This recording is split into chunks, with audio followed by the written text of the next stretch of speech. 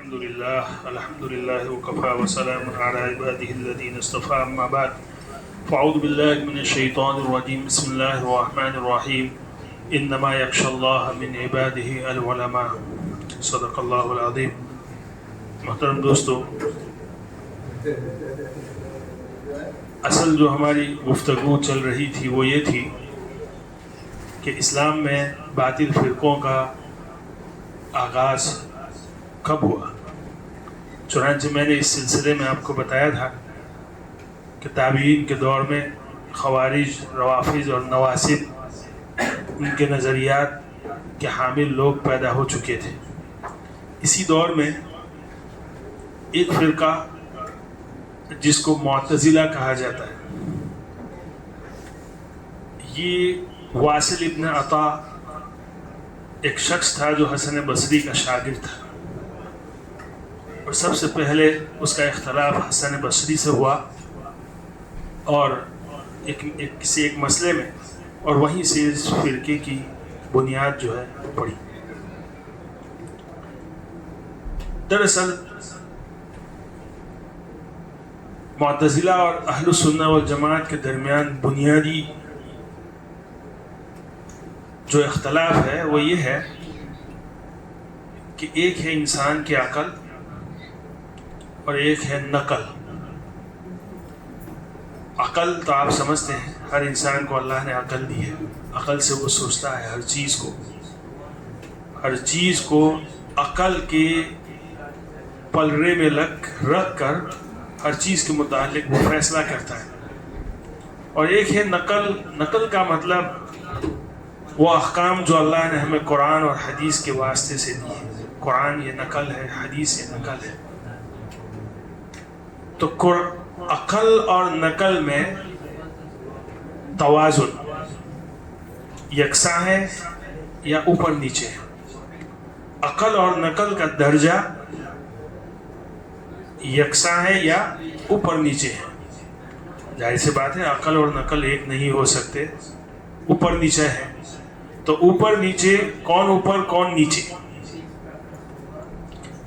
ہم یہ کہہ رہے ہیں، اہل السنہ والجماعت یہ کہہ رہی ہے، ان کا عقیدہ یہ ہے کہ عقل اور نقل میں نقل اوپر ہے اور عقل کا درجہ نیچے ہے، جبکہ معتزلہ یہ کہتے ہیں کہ نہیں، عقل اور نقل میں عقل کا درجہ اوپر ہے اور نقل کا درجہ نیچے ہے۔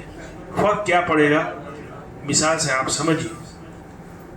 اہل السنہ والجماعت یہ کہہ رہے ہیں کہ عقل اور نقل میں عقل کا درجہ اوپر ہے۔ اس کا مطلب یہ ہے کہ قرآن اور حدیث کا کوئی حکم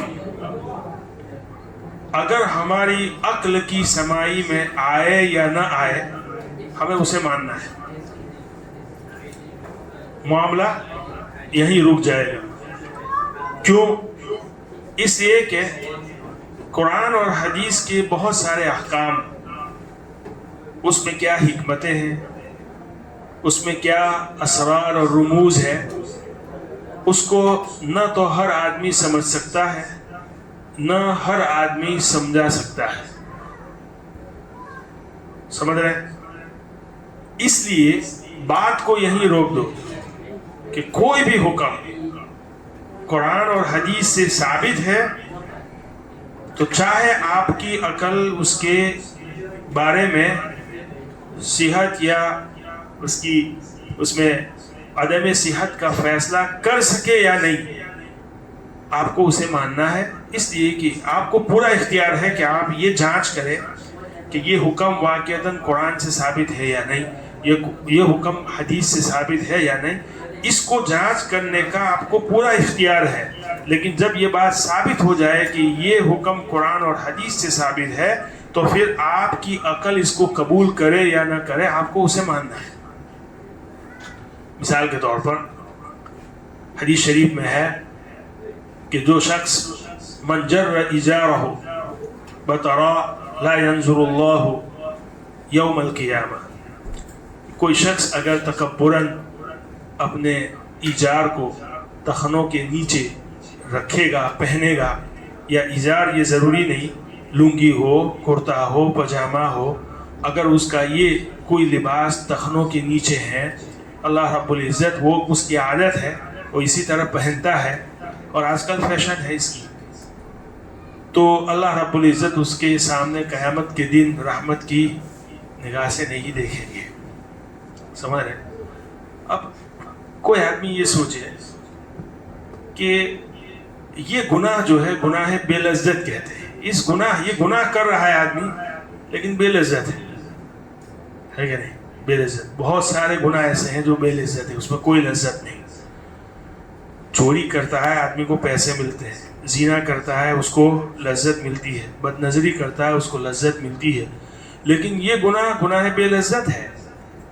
کیا ہو گیا؟ آدمی جو ہے پاجامہ تخنوں سے اوپر پہنتا ہے تو یہ اللہ کے نظر میں جو ہے اچھا ہو گیا، اور وہی پاجامہ تھوڑا نیچے چلا گیا تو اللہ، ایک حدیث میں ہے لعنت، اللہ کی لعنت اس پر برستی ہے، اور دوسری حدیث میں ہے کہ اللہ اس کو رحمت کی نگاہ سے نہیں دیکھے گا. تو سمجھ میں نہیں آتا. ٹھیک ہے، اس کی حکمتیں ہیں. ہر وائی کا جواب نہ تو ہر عالم دے سکتا ہے، اور نہ ہر وائی کا جواب سمجھنے کی صلاحیت ہر آدمی کے اندر ہوتی ہے. چنانچہ شاہ ولی اللہ محدث دہلوی نے اپنی جو کتاب ہے حجت اللہ البالغہ، اس کے مقدمے میں یہ بات لکھی ہے کہ شریعت کے احکام پر عمل کا دار و مدار اس بات پر نہیں ہے کہ آپ ہر عمل کی حکمت کو سمجھیں، اس پر نہیں ہے. اگرچہ ہر حکم کی، اسلام کے ہر حکم کی کوئی نہ کوئی علت اور کوئی نہ کوئی حکمت ہے، لیکن ضروری نہیں ہے کہ آپ ان حکمتوں کو سمجھو. نہ تو آپ کی عقل، ہر آدمی کی عقل اس بات کے لیے تیار ہے، نہ ہر آدمی، ہر سمجھانے والا یہ کیپیبل ہوتا ہے کہ وہ ہر چیز کو اچھی طرح سمجھا سکے. اس لیے شرعی حکم کی سب سے بڑی حکمت یہ ہے کہ وہ اللہ اور رسول کا حکم ہے. بس یہ اہل سنہ والجماعت کا بنیادی عقیدہ ہے. جبکہ یہ معتزلہ کیا کہہ رہے ہیں کہ عقل اور نقل میں عقل کا درجہ اوپر ہے، نقل کا درجہ نیچے ہے. اگر شریعت کا کوئی حکم عقل کی سمائی میں آ جائے، عقل اس کو اچھی طرح سمجھ لے تو ٹھیک ہے. اگر عقل کی سمائی میں وہ نہیں آئے گا تو ہم کوشش کریں گے کہ اس حکم کی تعویل کریں. اگر تعویل ہو سکتی ہے تو ٹھیک ہے، ورنہ پھر ہم اس کا انکار کر دیں گے. یہ ہمارا بنیادی اختلاف ہے. اب آپ سمجھیں گے، آپ کہیں گے یہ معتزلہ حسن بصری کے دور کا یہ فرقہ، اس کا وجود تو اب نہیں رہا، اب اس پر ہم بحث کر کے ہمیں کیا فائدہ ملے گا. یاد رکھیے میرے دوستو ایک بات، میڈیکل سائنس میں یہ بات کہی جاتی ہے کہ جب کوئی بیماری، نئی بیماری جب پھیلتی ہے، پینڈیمک، کچھ وقت کے بعد وہ بیماری ختم ہو جاتی ہے لیکن اس کے اثرات باقی رہتے ہیں. اسی طرح باطل فرقہ جب وجود میں آتا ہے تو کچھ وقت کے بعد وہ فرقہ ختم ہو جاتا ہے لیکن اس کے نظریات جو ہیں وہ باقی رہتے ہیں. تو اگرچہ معتزلہ نام کا کوئی فرقہ آج موجود نہیں، لیکن معتزلہ کی جو ذہنیت تھی وہ آج بھی ہے. آج جتنے بھی ملحدین ہیں، یورپ کی جو نشست ثانیہ ہوئی، رینیسنس جس کو کہتے ہیں، اس میں جو انقلابات آئے، لبرلزم ہے، کیپٹلزم ہے، ٹرانسجینڈرزم ہے، اسی طرح ڈاروینین ریگولیشن ہے، جتنے بھی آپ سائنٹزم ہے، اس کی تہ میں آپ جائیے، اس میں سب سے کامن ایک چیز جو ملے گی وہ یہ کہ ان میں عقل کا غلبہ ہے. وہ ہر چیز کو عقل کے ترازو میں تولنا چاہتے ہیں. اس کی سیدھی سی مثال دیکھیے، وحی کی ابتدا کب ہوتی ہے؟ جب انسان کی سوچ ختم ہو جاتی ہے، وہیں سے وحی کی ابتدا ہوتی ہے. اللہ نے انسان کو محدود علم کے راستے دیے ہیں. ٹھنڈا یا گرم جانچنے کے لیے سکین ہے، ٹیسٹ اچھا ہے یا برا ہے اس کے لیے کھٹی میٹھی چیز، اس کے لیے زبان کا ذائقہ ہے، آواز اچھی ہے یا بری اس کے لیے کان ہے، کلر وائٹ ہے یا بلیک ہے اس کے لیے آنکھ ہے. یہ مخصوص علم کے ذرائع ہیں. سمجھ رہے ہیں؟ اس سے باہر پھر کیا ہے؟ یہ ذرائع جب ختم ہوتے ہیں تب وہی کی ابتدا ہوتی ہے. تو وہی کی جو باتیں ہیں اس کو انسان عقل میں آ جائے تو ٹھیک ہے, نہیں آئے تو سب سے بڑی حکمت کیا ہے کہ اللہ کا حکم ہے, یہ نبی کا فرمان ہے, نبی کی سنت ہے. دیکھیے اس کو ایسے ہی سمجھیے آپ. یہ جتنے بھی باطل فرقے ہیں آج کل جو کہتے ہیں اپنے آپ کو ماڈرن اسکالر, یہ کوئی ماڈرن اسکالر, کوئی اسلام جو ہے ہر وقت ماڈرن تھا اور قیامت تک ماڈرن رہے گا. اس کی بہت ساری مثالیں ہیں. یہ ماڈرن اسکالر جو اپنے آپ کو کہتے ہیں وہ دراصل معتزلہ کی ذہنیت کے شکار ہیں. سمجھ رہے ہیں؟ عقل کا غلبہ ان پر تھا. تو یہ جتنی بھی تحریک یورپ میں چلی رینیسنس کے بعد, آپ اس کی گہرائی کو آپ گہرائی میں جا کر دیکھیں. اس لیے آج کل ہمارا جو نوجوان پڑھا لکھا طبقہ جو گمراہ ہوا ہے اور گمراہ ہو رہا ہے, اور ہر حکم کی وہ عقلی دلیل تلاش کرتے ہیں. ان کو سمجھنا چاہیے ہر چیز کی عقلی دلیل نہیں دے سکتے آپ, پاسبل ہی نہیں ہے. اس کی مثال دوں میں آپ کو. جو آدمی اگر آپ سے کوئی اس طرح مباحثہ کرے, آرگیو کرے کہ ہر حکم کی کسی بھی حکم کی آپ سے عقلی دلیل مانگے اور یہ کہے کہ عقل میں اگر عقلی دلیل آپ پیش کر دے تو ٹھیک ہے ورنہ میں اس کو نہیں مانوں گا. آپ ان سے کہیں کہ آپ کے باپ کا نام کیا ہے, واقعتاً آپ اسی باپ کے بیٹے ہو, ذرا عقل سے ثابت کر کے دکھاؤ. سمجھ؟ کوئی آدمی یہ کہے میں فلاں کا بیٹا ہوں, ذرا عقل سے ثابت کر کے دکھاؤ, ہو سکتا ہے تمہاری ماں نے کسی اور سے چندہ لیا ہو. یہ ہمارے استاد جو ہے یہ جملہ کہتے تھے. میں کہنا یہ چاہتا ہوں کہ ہر چیز کی عقلی دلیل نہیں دے سکتے, یہ پاسبل ہی نہیں ہے. سمجھ رہے ہیں؟ تو بہرحال معتزلہ جو ہے یہ کہہ رہے ہیں کہ شریعت کے احکام میں اگر ہم شریعت کے کسی حکم کو عقل سے سمجھ سکتے ہیں تو ٹھیک ہے, ورنہ پھر ہمیں کیا کرنا پڑے گا؟ اس کی تعویل کرنی پڑے گی. تعویل نہیں کر سکتے تو پھر ہم اس کا انکار کر دیں گے. اس کی بہت ساری مثالیں ہیں. دیکھیے چنانچہ ہزاروں کئی سینکڑوں ایسی حدیثیں ہیں جس کو معتزلہ کہتے ہیں کہ یہ ضعیف ہے اور یہ من گھڑت ہے, روایتوں کا انکار کرتے ہیں اس لیے کہ وہ خدا کی صفات کا انکار کرتے ہیں. سمجھ رہے ہیں؟ تو یہ جو بیماری ہے آج کل کے اہل حدیث میں بھی ہے. تو دراصل ہم فرقوں کی بات اس لیے کرتے ہیں تاکہ ہم خطرات کو پہچانیں. جس راستے پر ہم چل رہے ہیں اس راستے کے خطرات کو اگر ہم نہیں پہچانیں گے تو خدشہ ہے کہ یا تو ہم منزل پر نہیں پہنچ سکیں گے, بیچ میں جو ہے ہم پھنس جائیں گے, یا تو پھر ہم راستہ ہی بھول جائیں. تو خطرات کو ہمیں پہچاننا ہے. ہم کیسے پہچانیں گے میرے دوستو؟ بتائیے آپ, کیسے ہم پہچانیں گے خطرات کو؟ دین پر ہم جو چل رہے ہیں اس راستے کے خطرات کو ہم کیسے پہچانیں گے؟ علم دین سے. یہ علم دین جو ہے اس کے ساتھ ہمارا رویہ کیا ہے ذرا آپ غور کیجئے. کیوں یہ محفلیں قائم کی جاتی ہے, کیوں یہ مجالس قائم کی جاتی ہے؟ مقصد ایک ہی ہے کہ ہم دین کے راستے میں جو خطرات ہیں ان خطرات کو ہم پہچانیں تاکہ ہم نقصان سے بچ سکیں, دینی نقصان سے بچ سکیں. حالانکہ میرے دوستو یہ المیہ ہے ہمارا کہ نہ تو ہم پڑھتے ہیں, نہ پڑھنے کا شوق ہے, اور نہ ہم جو پڑھ کر ہمیں دیتا ہے اس کے پاس بیٹھ کر اس کو سیکھنے کا نہ تو ہمارے اندر جذبہ ہے. میں اس لیے کہہ رہا ہوں کہ اتنا بڑا ٹاپک تھا یہ, تو اس ایک مہینے میں تو ہم پورا نہیں کر سکے اس کو.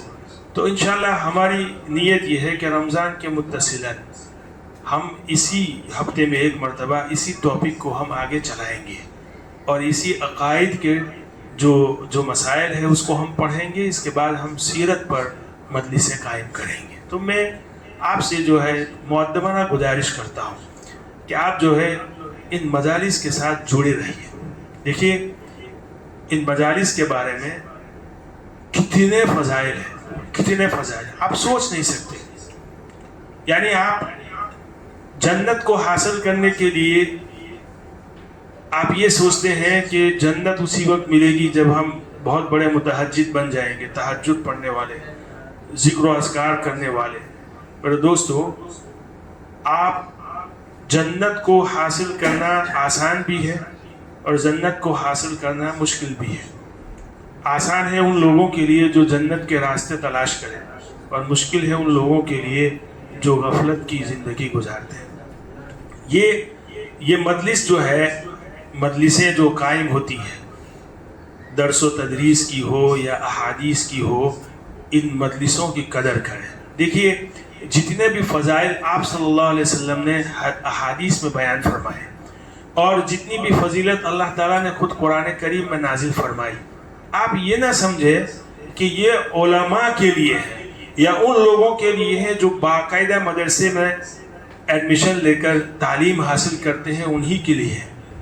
نہیں میرے دوستو، یہ مدارس اور یہ مراکز جو علمی ہے وہ قائم ہوئے تو 300-400 جو ہجری صدیاں جو ہے گزر جانے کے بعد. پہلے علم حاصل کرنے کا کیا طریقہ تھا؟ امام مالک کی مدارس کا آپ تذکرہ دیکھیے، ابن سیرین کی مدارس کا تذکرہ دیکھیے آپ. امام محمد کس طرح درس دیتے تھے، کہاں دیتے تھے، کہ کوئی یونیورسٹی تھی کیا اس وقت؟ امام مالک کسی یونیورسٹی میں پڑھاتے تھے، مسجد نبوی میں درس دیتے تھے، مسجدوں ہی میں درس ہوتا تھا. رسول اللہ صلی اللہ علیہ وسلم کتنے محدث جو ہے اپنے صحابہ اپنی حدیث جو بیان کرتے ہیں اس کا پس منظر بیان کرتے ہیں. وہ یہ کہتے ہیں کہ ہم رسول اللہ صلی اللہ علیہ وسلم کے ساتھ مسجد نبوی میں بیٹھے ہوئے تھے، فلاں صحابی کے ساتھ مسجد نبوی میں بیٹھے ہوئے تھے. تو مسجدوں ہی میں درس دیا جاتا تھا. تو مسجدوں میں چاہے حدیث کا درس ہو یا قرآن کا درس ہو، تفسیر کا درس ہو، اس کی قدر کریں میرے دوستوں. آپ قدر کریں گے تو یقیناً دیکھیے، علم دین نہ صرف انسان کو دنیاوی اور اخروی کامیابی نہیں دلاتا، علم دین انسان کو دلوں کا سکون ہے، اور اس سے اس کو جو ہے ہدایت کی راہ ملتی ہے. اور یہی ایک راستہ ہے جو انسان کو اللہ اور رسول سے ملاتا ہے اگر اس کی قدر کرے تو. اللہ رب العزت فرماتے ہیں، قُلْ هَلْ يَسْتَوِي الَّذِينَ يَعْلَمُونَ وَالَّذِينَ لَا يَعْلَمُونَ. اے نبی آپ کہہ دیجئے، کیا جاننے والا اور نہ جاننے والا دونوں برابر ہو سکتے ہیں؟ نہیں ہو سکتے. کیا مطلب ہوا؟ اللہ کے نزدیک جس کے پاس علم ہو اس کا درجہ بڑا ہے. آپ یہ نہ سمجھیے کہ علم سے مراد وہ عالم جس کو سرٹیفکیٹ دیا گیا ہو. اگر آپ نے نماز کے مسائل کا صحیح علم حاصل کر لیا، آپ نماز کے مسائل کے عالم ہیں. سرٹیفکیٹ کی کوئی ضرورت نہیں ہے. سمجھ رہے ہیں میری بات کو؟ تو اسی طرح اللہ رب العزت فرماتے ہیں، انما یخشی اللہ من عبادہ العلماء، کہ بندوں میں اللہ سے سب سے زیادہ ڈرنے والے لوگ کون ہیں؟ علماء ہیں. اب علماء سے کیا مراد؟ جس کے پاس علم دین ہو. اب علم دین فضائل کا علم، مسائل کا علم، عقائد کا علم، فقہ کا علم، یہ الگ الگ کیٹیگری ہے. سمجھ رہے ہیں کہ جس کے پاس جس قدر علم ہوگا اس کے پاس اللہ کا خوف ہوگا، اور اللہ کا خوف جس کے دل میں ہو وہ گناہوں سے بچ کر زندگی گزارے گا. خلاصہ یہ ہوا کہ جس کے پاس علم دین ہے وہ تقوی اور طہارت کی زندگی گزارتا ہے. یقیناً آپ صلی اللہ علیہ وسلم نے ایک روایت میں فرمایا، الملائکہ، ملائکہ جو ہے اپنے پروں کو بچھاتے ہیں ان لوگوں کے لیے جو علم کو حاصل کرتے ہیں، اس بات سے خوش ہو کر جو وہ کر رہے ہیں. ملائکہ اس کے لیے. اگر کوئی شخص جو ہے علم دین حاصل کرنے کی غرض سے مسجد آتا ہے یا کسی بھی مجلس میں جاتا ہے تو اس کے لیے ایک دوسری روایت میں آپ صلی اللہ علیہ وسلم نے فرمایا، ابو ہریرہ رضی اللہ تعالیٰ عنہ کی روایت ہے، مسلم شریف میں ہے، من سلک طریقا یلتمس بہ علما سہل اللہ بہ طریقا الی الجنہ. اگر کوئی شخص علم دین حاصل کرنے کی نیت سے راستہ چلتا ہے تو اللہ اس کے لیے جنت کے راستے آسان کر دیتے ہیں. اب دیکھیے، جنت کے راستے آپ کہیں اور تلاش کرتے ہو، اسی میں اب جنت کے راستوں کی تجارت ہمارے اس بستی میں ہر روز ہوتی ہے. ہر روز ہمارے یہاں تعلیم نہیں ہوتی، حدیث کی تعلیم نہیں ہوتی عشاء کے بعد.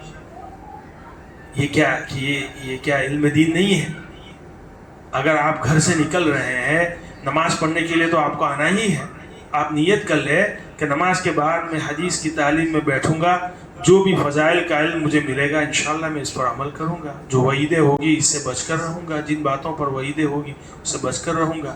کیا آپ کو اس روایت کی جو فضیلت ہے وہ نہیں مل سکتی؟ مل سکتی ہے میرے دوست, لیکن اس کا کیا گڑھ بنا رکھا ہے ہم نے دیکھ لیجیے. دین کے نام پر جتنی مجلسیں قائم ہوتی ہے ہماری بستی میں, اس کی کنڈیشن آپ ذرا دیکھ لیجیے, کیا وجہ ہے؟ کیا آپ لوگوں کو یہ معلوم نہیں؟ آپ صلی اللہ علیہ وسلم نے فرمایا کہ لا يقعد قوم يذكرون الله الا حفتهم الملائکہ, کہ کوئی بھی قوم اگر کسی ذکر کی مجلس میں بیٹھتی ہے تو سب سے پہلا جو ہے اللہ رب العزت کا جو انعام ان پر ہوتا ہے یہ حفتہم الملائکہ, کہ رحمت کے ملائکہ فرشتے جو ہے اس مجلس کو گھیر لیتے ہیں. آپ یہ نہ سمجھیے, آپ یہ اتنا دل چھوٹا مت کیجیے. ابھی آپ بیٹھے ہیں, آپ یہ عقیدہ رکھیے, یہ خیال رکھیے ابھی, کیونکہ ہر جگہ جہاں کہیں بھی ثواب اور عقاب کی جو باتیں بیان فرمائی, خصوصاً ثواب کی, تو وہ فرمایا احتساباً, یہ سوچتے ہوئے اگر کوئی عمل کرتے ہو کہ مجھے یہ فضیلت ملنے والی ہے, مل رہی ہے, تب آپ جو ہے اس کے مستحق ہوں گے. آپ یہ مجلس ہے, آپ یہ سوچیں کہ رحمت کے ملائکہ جو ہے اس مجلس کو گھیرے ہوئے ہیں. اسی طرح غشیت علیہم الرحمہ, اللہ کی جو رحمت ہے ان پر شائع فگن ہو جاتی ہے, یعنی اللہ کی رحمت بادل کی طرح ہمارے سروں پر سایہ فگن ہے. اسی طرح فرمایا وَنَزَلَتْ عَلَيْهِمُ السَّكِينَةُ, اللہ کی طرف سے ایک خاص قسم کا سکینہ نازل ہوتا ہے. اور سب سے بڑی بات رسول اللہ صلی اللہ علیہ وسلم نے فرمایا وَذَكَرَهُمُ اللَّهُ فِي مَنْ عِنْدَهُ, اللہ تعالیٰ ان لوگوں کا تذکرہ ان لوگوں کے پاس کر رہے ہیں, ان فرشتوں کے پاس کر رہے ہیں جو فرشتے اللہ کے پاس موجود ہیں. حالانکہ آپ دیکھ لیجئے ہمارے یہاں جتنے بھی دین کے نام پر پروگرام ہوتے ہیں اس میں آپ تناسب دیکھ لیجئے کہ کس قدر ہم لوگوں نے جو ہے ان سے بے توجہی اختیار کی ہوئی ہے, یا اپنے آپ کو آپ جو ہے کس سمت میں لے جا رہے ہیں. میرے دوستوں, یہ بڑی افسوس کی بات ہے, بڑی افسوس کی بات ہے. ہر روز ہمارے یہاں تعلیم ہوتی ہے عشاء کے بعد, یہ آپ اس کو معمولی نہ سمجھیں.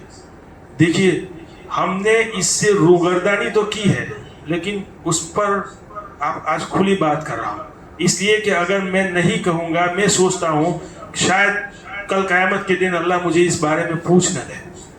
دیکھیے سورہ حجرات کی جو آیت ہے کہ جس میں رسول اللہ صلی اللہ علیہ وسلم کی آواز پر اپنی آواز کو بلند کرنے سے منع کیا ہے. یا ایھا الذین آمنوا لا تقدموا بین یدی اللہ ورسولہ واتقوا اللہ ان اللہ سمیع علیم. اس پر فرمایا یا ایھا الذین آمنوا لا ترفعوا اصواتکم فوق صوت النبی, کہ ایمان والو تم نبی کی آواز پر اپنی آواز کو بلند نہ کرو. مفسرین نے اس آیت کے ماتحت یہ گفتگو کی ہے کہ اب رسول اللہ صلی اللہ علیہ وسلم تو اس دنیا میں رہے نہیں, تو اب یہ حکم ہمارے لیے نہیں ہوگا. رسول اللہ صلی اللہ علیہ وسلم اس دنیا میں موجود ہوتے تو ہم اس بات کا جو ہے خیال کرتے کہ کہیں رسول اللہ کی مجلس میں ہم جائیں اور ہماری آواز ان کی آواز سے بلند نہ ہو جائے. مفسرین نے کہا کہ نہیں, ابھی بھی ہے موقع, آپ روضہ رسول پر جب جائے تو اپنی آواز کو بلند نہ کریں. ایک موقع. دوسرا موقع, جہاں رسول اللہ صلی اللہ علیہ وسلم کی احادیث بیان ہوتی ہو اس مجلس کے خلاف اپنی مجلس قائم کر کے وہاں جو حدیثیں پڑھی جاتی ہے اس کی جو ہے آپ اہانت نہ کریں. تو ہمارے یہاں حدیث کی تعلیم ادھر ہوتی ہے پیچھے, اور ہمارے لوگوں کی مجلسیں جو ہے ورنڈے میں ہوتی ہے, اور وہی زور سے بات کرنا ہے. کیا یہ لوگ اس وعید کے مستحق نہیں؟ یہ صاحب بات کر رہا ہوں. یہ سب باتیں جو ہے نا, یہ سب ہمارے اعمال کی نحوست ہے کہ جس کی وجہ سے ہماری یہ مجلسیں جو ہے یہ ہدایت کے لیے مرکز ہے, ہدایت کے نور کا مرکز ہے. اگر ہدایت کا نور لینا چاہتے ہیں تو انہی مساجد کو ہمیں آباد کرنا پڑے گا. تو یہ روزانہ جو ہمارے یہاں تعلیم ہوتی ہے اس کی بات کر رہا ہوں. بدھ کے دن ہم لوگ پروگرام کرتے ہیں, اس پروگرام کی حالت دیکھ لیجیے ابھی کہاں پہنچ چکی ہے.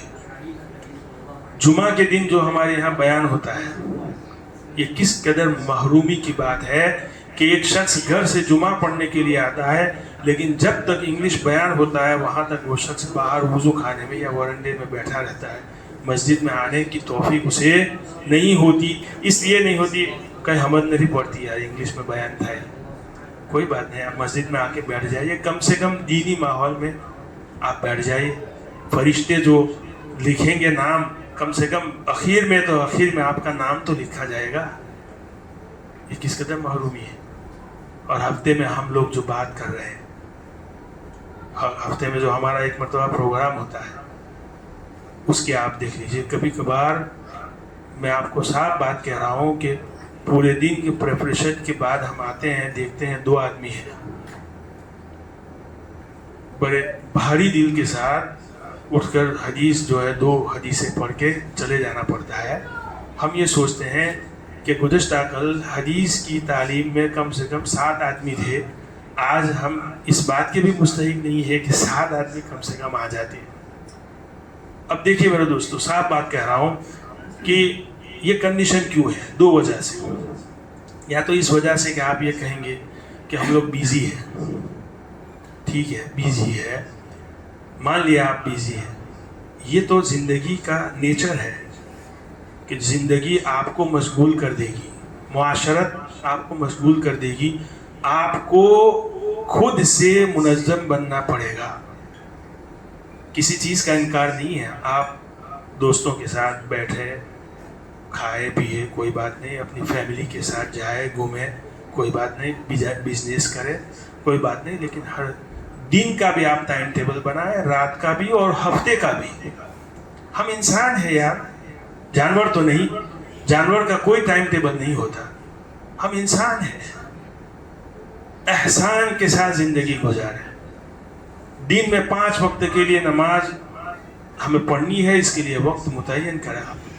ایسا نہ ہو کہ اگر آپ جو کام آپ 1:30 بجے کر سکتے ہیں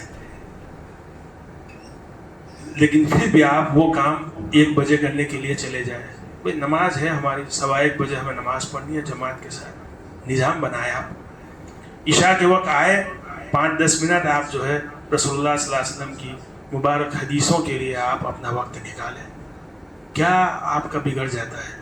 کتنی بڑی فضیلت کی بات میں نے آپ کو بیان فرمائی. اس نیت کے ساتھ آئے کہ ہم جو ہے حدیث کی تعلیم میں بیٹھیں گے. تو ایک تو یہ کہ آپ یہ کہیں, یہ عذر پیش کریں کہ ہم جو ہے بیزی ہے, تو دیکھیے یہ زندگی آپ کو نہیں چھوڑے گی جب تک آپ قبر میں نہیں جائیں گے. آپ قبر میں جائیں گے وہاں تک یہ زندگی آپ کو چھوڑے گی نہیں, کہ مشاغل آپ کو چھوڑیں گے نہیں. آپ کو تیار ہونا پڑے گا, آپ کو نظام, اپنے وقت کا نظام بنانا پڑے گا. سمجھ رہے ہیں.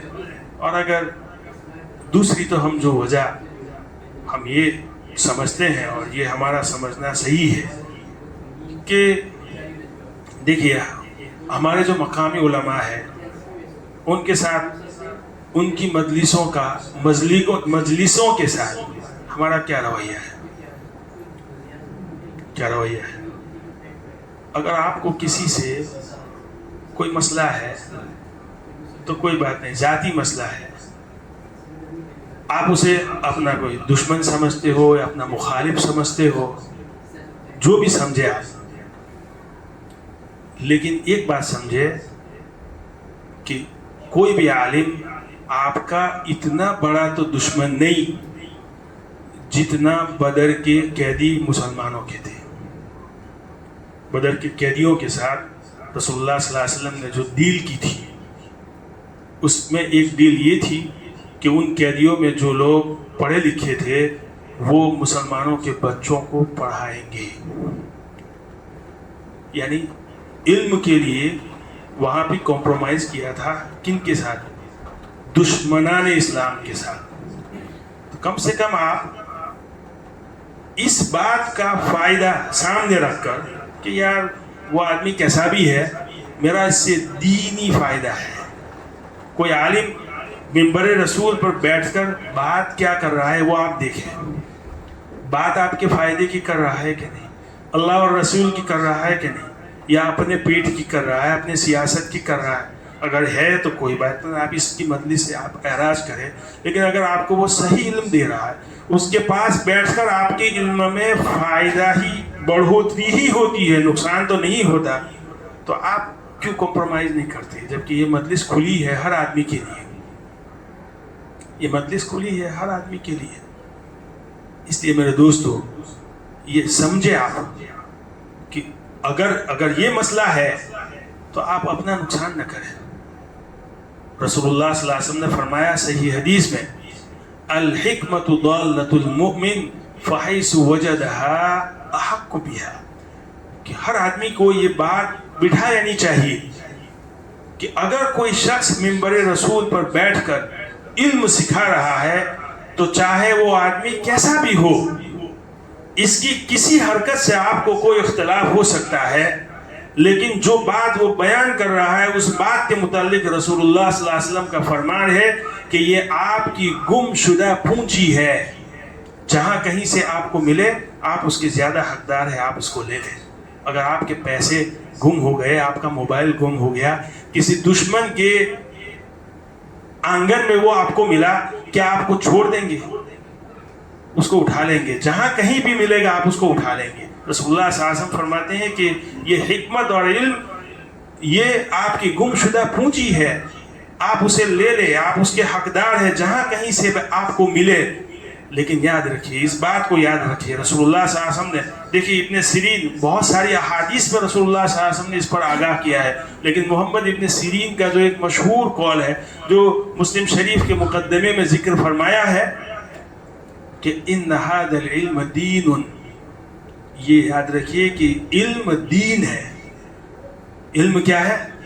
بولیے کیا کہہ رہے ہیں رسول اللہ صلی اللہ علیہ وسلم؟ دین. فانظروا عمن تأخذون دینکم, کہ تم دیکھو تم اپنا دین کس سے حاصل کر رہے ہو. کہیں انجینئر مرزا علی تو نہیں ہے, کہیں جاوید گاندھی تو نہیں ہے, کہیں جو ہے یہ دوسرے جو باطل فرقوں کے جو بانی اور جن کی جو ہے ایڈورٹائزنگ چلتی رہتی ہے. کیا جو یہ جو جملہ بیان فرمایا کہ آپ اپنا دین کس سے حاصل کرتے ہو اس کو ضرور دیکھو. کیا مطلب؟ کہ جو شخص آپ کو علم دے رہا ہے, جو تعلیم دے رہا ہے, کہیں وہ دیانت دار ہے, امانت دار ہے, اس کا علم کامل ہے, سمجھ رہے, وہ غلط عقیدے کا حامل نہیں ہے, تو یقیناً اس سے ملنے والی جو باتیں ہیں آپ اس کے زیادہ حقدار ہیں. تو ہمارے جو مقامی علماء ہے جو بھی ہو, الحمدللہ وہ کسی ایسے متہم شخصیت تو نہیں ہے, نہ ان کے عقائد غلط ہے, تو ان کی جو مجلسیں جو قائم کرتے ہیں ان کے ساتھ ہمارا رویہ ایسا کیوں ہے؟ افسوس کی بات ہے, افسوس کی بات ہے. میں آپ لوگوں کا تہہ دل سے شکر گزار ہوں کہ آپ لوگوں نے پورا مہینہ جو قربانی دی ہے, ہم اس کو سوچ نہیں سکتے. یعنی آپ نماز کے لیے آتے ہیں, تراویح پڑھتے ہیں, اور تراویح کے بعد متصلاً آدھا گھنٹہ, اور کبھی کبھی تو ظلم ہو جاتا ہے آدھے گھنٹے سے بھی زیادہ, آپ لوگ بیٹھے آپ لوگ, اور آپ نے دھیان سے سنا. اللہ رب العزت آپ کی اس قربانی کا بے انتہا جو ہے بدلہ دنیا اور آخرت میں عطا فرمائے, اور اللہ اس کو قبول فرمائے, اور آپ کے لیے, آپ کی اولاد کے لیے اس کو نجات کا ذریعہ بنائے. آپ لوگوں سے میں بس ایک ہی شکوہ ہے دوستو کہ اس آپ کا یہ عمل جو ہے نا باقی رہنا چاہیے. رمضان کے بعد بھی انشاءاللہ ہمارے دل میں درد ہے میرے دوستو. دیکھیے آپ کو بہت سارے گانے والے مقرر مل جائیں گے جو گانا گاتے ہیں, لوگوں کو اچھا لگتا ہے, لیکن ان کو پتہ نہیں ہے کہ جو باتیں بیان کر رہے ہیں وہ صحیح بھی ہے یا نہیں. آپ ہماری جو بھی بات ہوگی 10 منٹ 15 منٹ, ہم یہ خیال کرتے ہیں کہ آپ کا وقت بہت قیمتی ہے ہمارے لیے, کہیں وقت ہم برباد نہ کریں. ہم چٹکلے اور ادھر ادھر کی بات کہنے جو ہے اس کو ہم اچھا نہیں سمجھتے ہیں, کیونکہ ہر آدمی آج جو ہے بیزی ہے, ہر آدمی کے پاس ٹائم نہیں ہے آپ کے چٹکلے اور ادھر ادھر کی بکواس سننے کے لیے. چاہتے ہیں کہ آپ کو صحیح علم ملے, تاکہ ہمارا اس بستی میں رہنا آپ کے لیے مفید ہو. ہم اپنے آپ کو آپ کے لیے مفید بنانے کی کوشش کرتے ہیں. اس بات پر خدا گواہ ہے. میں آپ سے کوئی کسی چیز کا مطالبہ نہیں کرتا ہوں. میں آپ سے صرف مطالبہ یہ کرتا ہوں کہ ہمارا اور آپ کا جو ایک رشتہ ہے نا روحانی، کم سے کم اس کا خیال رکھ لیجیے. اللہ جو ہے ہمیں کہیں سنی باتوں پر عمل کرنے کی توفیق عطا فرمائے.